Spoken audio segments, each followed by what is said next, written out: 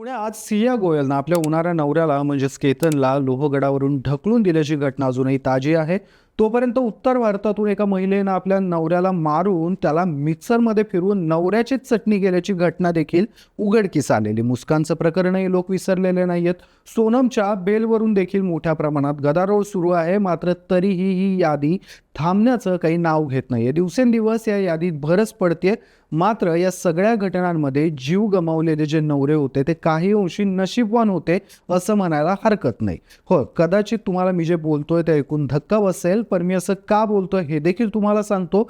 आत्तापर्यंत ज्या नवऱ्यांनी या प्रकरणांमध्ये जीव गमावला होता ते काही अंशी नशीबवान अशासाठी होते की त्यांच्या मृत्यूनंतर त्यांच्या डेड बॉडीज किमान सापडल्या तरी त्यांच्या घरच्यांना म्हणजेच त्यांच्या आई वडिलांना, त्यांच्या भावांना, त्यांच्या बहिणींना त्यांच्या पार्थिवाला हात लावण्याचं तरी नशीब मिळालं. मात्र आता ऐरोलीतून या सगळ्या बायांना मागे सारणारं प्रकरण उघडकीस आलेलं आहे. या प्रकरणामध्ये जीव गमावलेला नवरा इतका कम नशिबी होता की त्याचा मृत्यू झालाय ही गोष्ट तब्बल 11 महिन्यांना समोर आली आणि आता त्याचं शरीर किंवा त्याचं कलेवर शोधून काढणं हेच पोलिसांसमोरचं मोठं आव्हान आहे. मात्र तरीही ते मिळेल की नाही याची शाश्वती नाहीये. घटना मुंबईच्या ऐरोलीमधली आहे. नक्की काय झालं या प्रकरणात सगळं काही समजावून सांगतो पुढच्या काही मिनिटांमध्ये. नमस्कार, मी शशिकांत हिवरकर आणि तुम्ही पाहताय कट टू कट. सोनम बेवफा आहे. तुम्हाला कदाचित आठवत असेल काही वर्षांपूर्वी 10 रुपयांच्या नोटेवर सोनम बेवफा आहे असं लिहिलेले फोटो तुफान व्हायरल झाले होते. त्यानंतर मुली आणि त्यांची बेवफाई या दोनही गोष्टी समाज माध्यमावर मोठ्या प्रमाणात चर्चेत आलेल्या. त्यावरून मीम्स बनवले गेलेले. लोक पोरी कशा बेवफा असतात हे हौसेनं आणि रसिकतेनं सांगायला लागलेले. मात्र गेल्या काही कालावधीतल्या घटना जर आपण पाहिल्या तर सोनम फक्त बेवफा राहिली तर उत्तम आहे. त्याच्या पुढं जर सोनम मर्डर झाली तर मात्र अवघड होऊन जातं आहे असं काहीसं आपल्याला म्हणावं लागेल. इथं सोनम म्हणजे त्या बायका आहेत ज्यांनी आपल्या एक्स्ट्रा मॅरिटल अफेअरसाठी आपल्या नवऱ्याला संपवलं. आता मुंबईमध्ये देखील अशीच आणखीन एक सोनम सापडली. त्या सोनमचं नाव सुनीता आहे.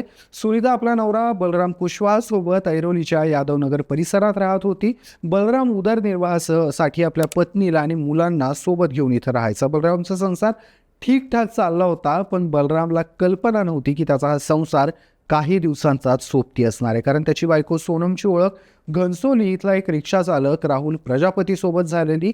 खरं तर कधी प्रवासासाठी सुनीता राहुलच्या रिक्षात बसलेली. त्यांचा संपर्क आलेला. मात्र त्यावेळी नॉर्मल बोलचालीतून या दोघांची ओळख वाढली आणि ही ओळख मैत्रीपर्यंत पोहोचली. सुनीतानंही राहुलला ग्रीन सिग्नल दिलेलं. राहुललाही तेच हवं होतं. पुढं त्यांची ओळख मैत्रीपासून पुढे सरकली आणि ती अनैतिक संबंधांपर्यंत पोहोचली. दीर्घ कालावधीपर्यंत बिनबू बोभाटपणे सुनीता आणि राहुल यांचे अनैतिक संबंध चालूच होते. मात्र एक दिवस याची कुणकुण बलिरामला लागली. सुरुवातीला त्यानं या गोष्टीकडे दुर्लक्ष केलं. मात्र जेव्हा त्याला या गोष्टीची खात्री पडली तेव्हा बलिरामनं पुराव्यानिशी आपल्या बायकोला पकडलं आणि तिला या गोष्टीबद्दल म्हणजेच राहुलबद्दल जाब विचारला. यावेळी बलिराम आणि सुनीता या दोघांच्यामध्येही तू मैमय झाली. बलिरामनं राहुलसोबतचे संबंध त्वरित थांबव अशी तंबी सुनीताला दिली. मात्र तोपर्यंत सुनीता आणि राहुल या दोघांचेही नातेसंबंध त्याच्या पुढं म्हणजे अगदी प्रेमापर्यंत पोहोचले होते. राहुलशिवाय राहणं ही कल्पना सुनीता करू शकत नव्हती. सुनीतासाठी राहुल तिचा सर्वस्व होता. मात्र यात अडचण होती ती म्हणजे बलिरामची. आता बलिरामचं काय करता येईल असा प्रश्न सुनीता आणि राहुलला पडला.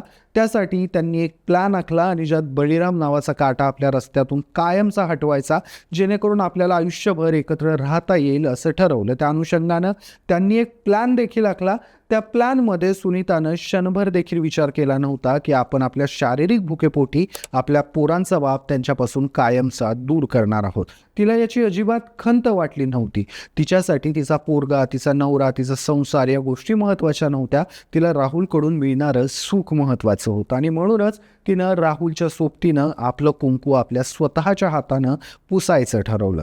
त्यांनी प्लॅनही आखला होता. मात्र प्लॅनमधली मुख्य अडचण होती ती म्हणजे सुनीता आणि बलिराम यांची मुलं.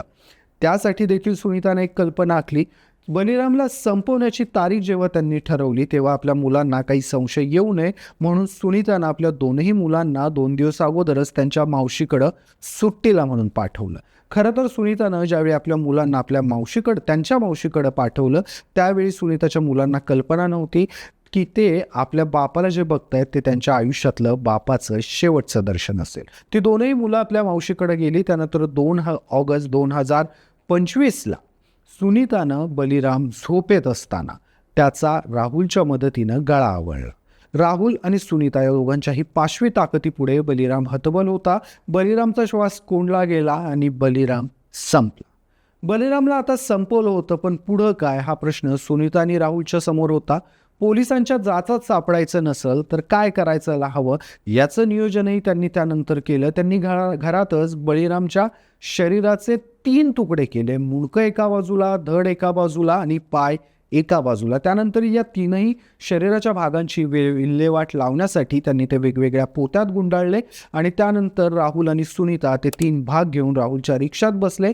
राहुलनं आपल्या रिक्षाला स्टार्टर मारला. आपल्या नवऱ्याचे 3 वेगवेगळे भाग सोबत घेऊन रिक्षात बसताना सुनीताला एक क्षणभरही पश्चाताप नव्हता. राहुलनं रिक्षा स्टार्ट केल्यानंतर ते दोघं गवळीदेव डोंगर परिसरात गेले. तिथं त्यांनी अंधाऱ्या रात्री 3 वेगवेगळ्या ठिकाणी बलिरामच्या शरीराचे 3 तुकडे टाकले. त्यानंतर सुनीता आणि राहुल सुनीताच्या घरी परतले. पुढं काय करायचं याचे त्यांनी नियोजन केलं. सगळं काही ठरवलं. त्यानुसार काही दिवसात सुनीतानं आपलं घर भाड्यानं दिलं आणि ती घनसोलीला आपल्या मुलांना घेऊन गेली. तिथं ती राहुल सोबत राहायला लागली. राहुल सोबत तिची लव्ह स्टोरी फुल फॉर्मात होती. जवळपास 8 महिने तिनं हा मर्डर पचवला होता. मात्र अशातच एंट्री झाली ती बळीरामच्या भावाची. वास्तवात बलिराम हा बाहेरचा होता, जो उदरनिर्वाहासाठी आपल्या कुटुंबासमवेत ऐरोलीत राहत होता. मात्र कित्येक दिवस झाले आपल्या भावाचा फोन नाही, संपर्क नाही. ही गोष्ट बलिरामच्या भावाला खटकली आणि त्यांनी त्यासाठी सुनीताशी संपर्क साधला. तिच्याजवळ चौकशी केली तर तिनं उडवाउडवीची उत्तरं दिली. त्यामुळं बलिरामचा भाऊ 8 महिन्यांनी थेट सुनीताच्या दारात पोहोचला. सुनीताच्या दारात गेल्यावर त्यांनी सुनीताला बलिरामबद्दल ठासून विचारलं. सुरुवातीला उडवाउडवीची उत्तरं देणाऱ्या सुनीतानं सांगितलं की घरात भांडणं झाल्यामुळं बलिराम घर सोडून गेलाय. बलिरामच्या भावाला ही गोष्ट खटकली, कारण इतके दिवस झाले आपला भाऊ भांडण झाले म्हणून निघून जातो ही गोष्ट त्यांना पटली नाही आणि एप्रिल 2026 मध्ये रबाळे पोलीस ठाण्यात त्यांनी आपला भाऊ बलिराम बेपत्ता असल्याची तक्रार दाखल केली. त्यानंतर पोलिसांनी तपासाची सूत्र फिरवायला चालू केली. पोलिसांनी या प्रकरणामध्ये ज्या वेळेला सुनीताला तिच्या नवऱ्याच्या गायब होण्याबाबत चौकशीसाठी बोलवलं त्या प्रत्येक वेळी त्यांना सुनीताच्या जबाबामध्ये म्हणजे पोलिसांना काही गोष्टी सुनीताच्या खटकत होत्या. त्यानंतर त्यांनी सुनीताचे जुने मोबाईल नंबर शोधले. त्यांचं तांत्रिक विश्लेषण केल्यावर पोलिसांना एक गोष्ट लक्षात आली, ती म्हणजे सुनीताच्या जुन्या नंबरवर वारंवार राहुलनं फोन केले होते. त्यानंतर पोलिसांनी राहुलला देखील चौकशीला बोलावलं. सुनीता आणि राहुल या दोघांची स्वतंत्र चौकशी केल्यावर पोलिसांना ठाम विश्वास बसला की काहीतरी काळबेळा आहे आणि त्यानंतर या दोघांना पोलिसी खाक्या दाखवताच हे दोघेही पोपट्यासारखे बोलू लागले. सुनीतानं कबूल केलं की तिनं आपल्या नवऱ्याला राहुलच्या प्रेमासाठी संपवलेलं आहे. तिनं आपल्या नवऱ्याचे 3 तुकडे कसे केले आणि 3 वेगवेगळ्या दिशांना कसे फेकले हे देखील पोलिसांना सांगितलं. आता पोलिसांनी या प्रकरणी या दोघांनाही अटक केली आहे. त्यांनी दिलेल्या जबाबाप्रमाणे गवळीदेव डोंगर परिसरात बळीराम याच्या मृतदेहाचे तुकडे शोधायला पोलिसांनी सुरुवातही केली आहे. मात्र यातली सगळ्यात मोठी अडचण ही आहे की बळीरामला संपून जवळपास 11 महिने झालेत आणि 11 महिन्यांपूर्वी 3 वेगवेगळ्या ठिकाणी फेकलेल्या शरीराच्या 3 तुकड्यांना कसं शोधायचं हे मोठं आव्हान पोलिसांसमोर आहे. तुर्तास इथेच थांबूयात. मात्र गेल्या काही दिवसांमध्ये ज्या पद्धतीनं महिला आपल्या अफेअर्ससाठी थंडपणे आपल्या पतीला संपवतायत, आपला संसार उघड्यावर पडेल, आपल्या मुलांना बापाचं प्रेम भेटणार नाही याची कणभरही जाणीव त्या महिलांना होत नाहीये. या सगळ्या गोष्टींबद्दल तुमची मतं काय आहेत मला कमेंट्समध्ये आवर्जून सांगा. व्हिडिओ आवडला असेल तर व्हिडिओला लाईक करा, शेअर करा आणि अशाच घडामोडी जाणून घेण्यासाठी कट टू कटला सबस्क्राईब करा. धन्यवाद.